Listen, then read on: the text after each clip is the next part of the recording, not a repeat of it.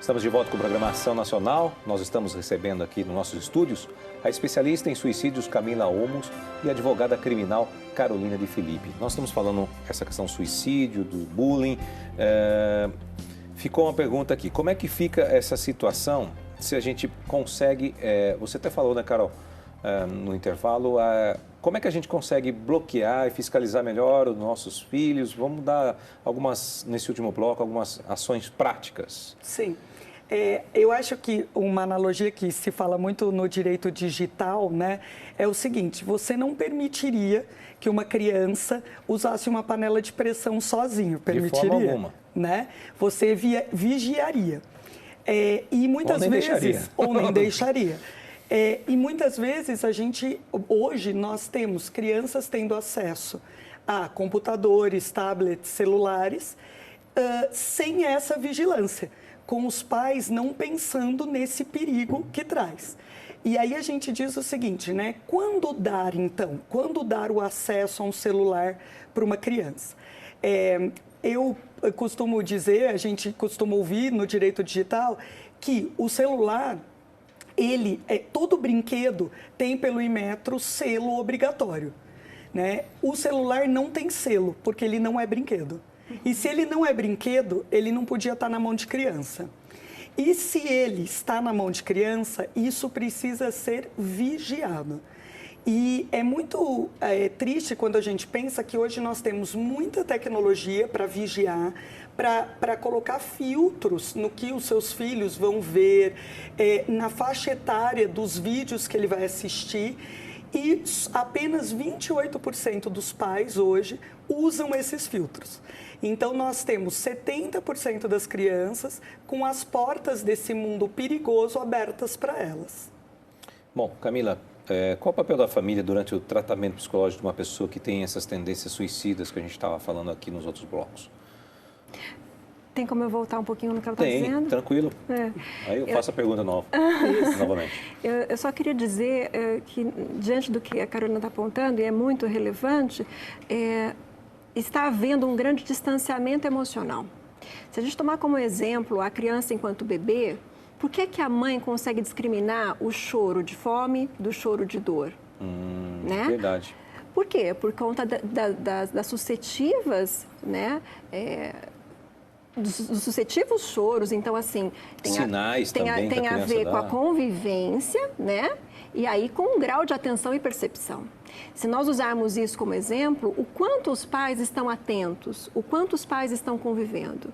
Então, observar os sinais que os filhos vão dando, as mudanças de comportamento, né?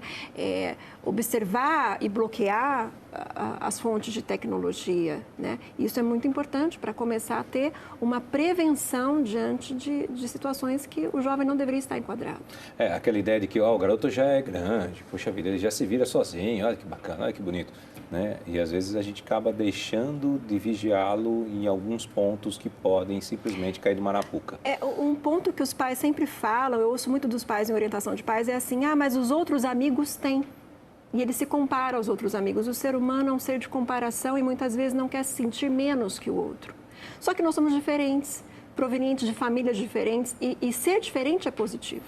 Eu sempre instruo os pais a falarem, seu amigo tem, que bom para ele. Aqui nós temos outros valores, né?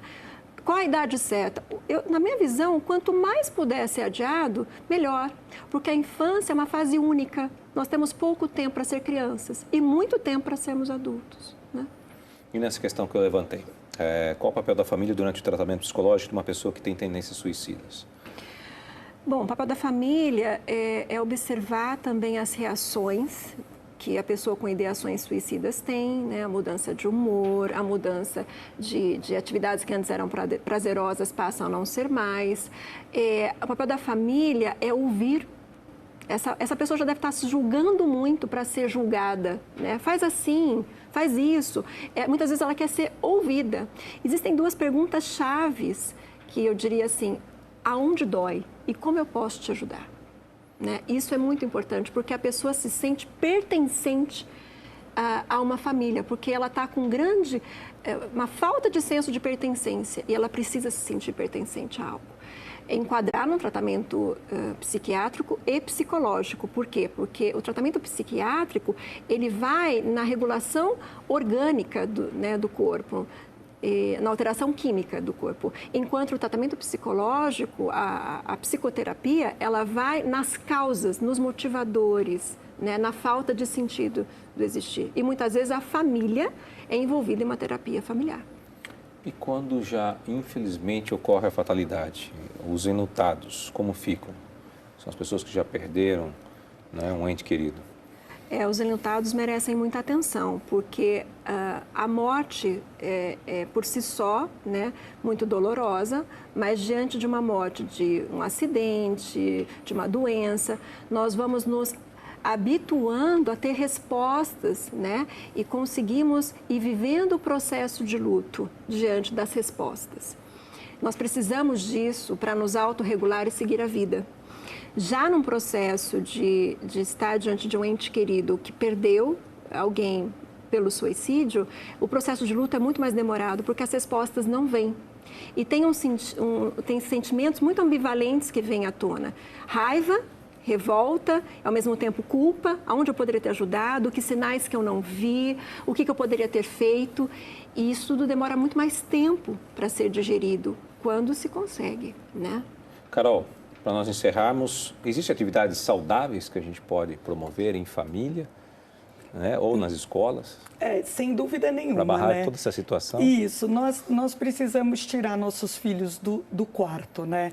Nós precisamos, a tecnologia, ela está aí para nos servir, para trazer coisas boas, mas ela não pode mandar em nós e nas nossas atitudes, né? A gente precisa mostrar quem manda e a gente precisa trazer os nossos filhos para perto de nós, para que a gente possa ter essa vigilância de maneira saudável e carinhosa, afetuosa. Eu acho que se eu tenho alguma coisa para falar num encerramento, é dizer que todos esses problemas de baleia azul e essa questão da instigação ao suicídio, ela é muito menos um problema jurídico e muito mais um problema de afeto, de pertencimento, como a Camila falou. Então, eu acho claríssimo que o direito pode fazer muito pouco por essas questões, e uma coisa que eu gosto de dizer que, assim, só o relacionamento salva, né? Então, só se nós estivermos muito atentos e cuidadosos com essas nossas crianças, não existe bloqueio tecnológico, proibição de celular, punição jurídica que vá ser maior ou mais eficaz que o relacionamento.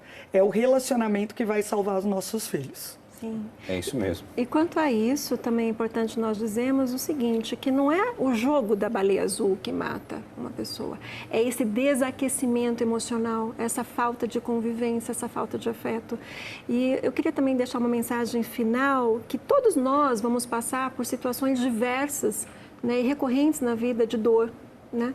Só que tem um filósofo chamado Sartre, e ele disse uma frase que traduz muito o que a gente está falando aqui hoje. Ele diz assim, não importa o que fazem conosco, importa como nós vamos lidar com o que fazem conosco. E assim nós encerramos o Ação Nacional de hoje. Obrigado a Carol, obrigado a Camila pela presença e obrigado a você que esteve conosco até este momento, aqui no programa Ação Nacional, que volta na semana que vem com mais um tema a ser debatido aqui. Até lá.